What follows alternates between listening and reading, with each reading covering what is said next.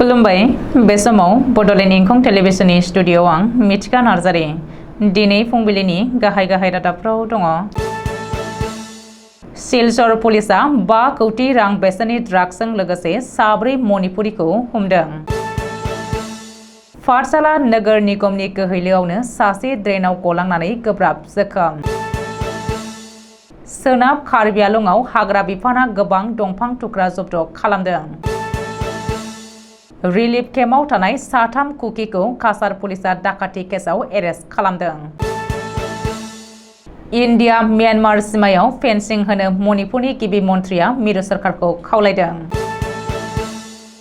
दानिया फैदोनि आबुं रादाबाव।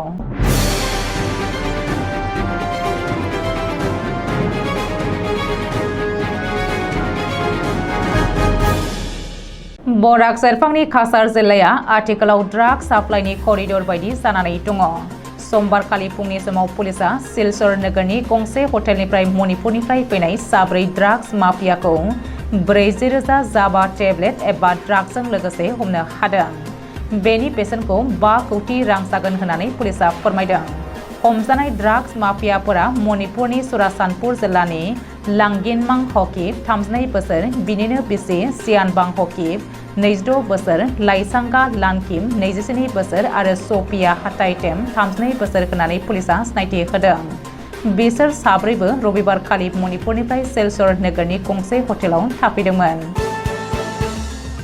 बजालि जिल्लानि सदर पाठशाला नोगोरनि गेजेर बाहागो कलेज रडआव नोगोर निगमनि गोहैलोआव 74 बोसोर बैसोनि सासे बोराय सुबुङा ड्रेनाव गलांनानै जोबोद गोब्राब जोखोम जादों। जोखोम जानाय सुबुंखौ जायगानिनो पाठशाला मडेल हस्पिटालाव फाहामथाय होनाय जादों। नाथाय जायगानि रायजोफोरा नोगोर निगमनि गोहैलोआवनो बे जाथाया जानो मोन्दों होननानै पाठशाला नोगोर निगमनि बिबानगिरिखौ सोंखारिदों आरो दाय होदों। मानो होनोब्ला बिबानाव थानाय बिबानगिरिया जेबो खेराइ होआखै रायजोनि बुंनाय दाबिफोरखौ।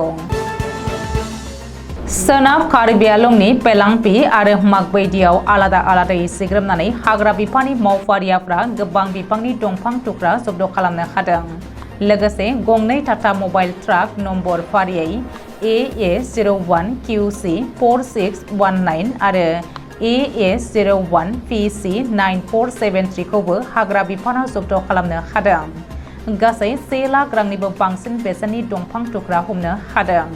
नाथाय गंनैबो गारिनि ड्राइभारफोरा खारखोमानो हादों होननानै शिलंआव फोरमायदों।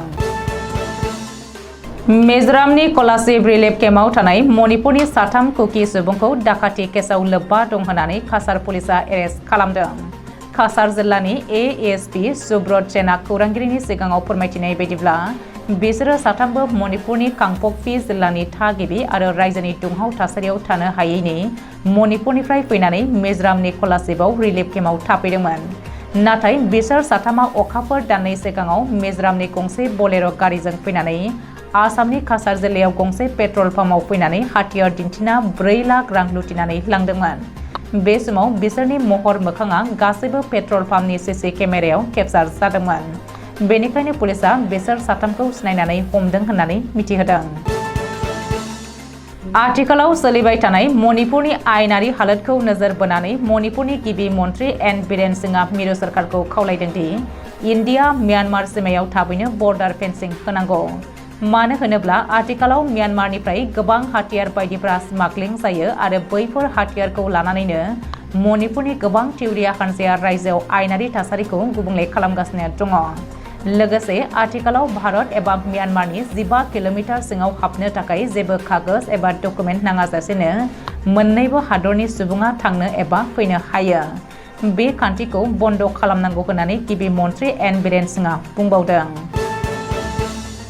दिनै फुंबिलिनि रादाबा एसेनोसै। गोजोन्थों।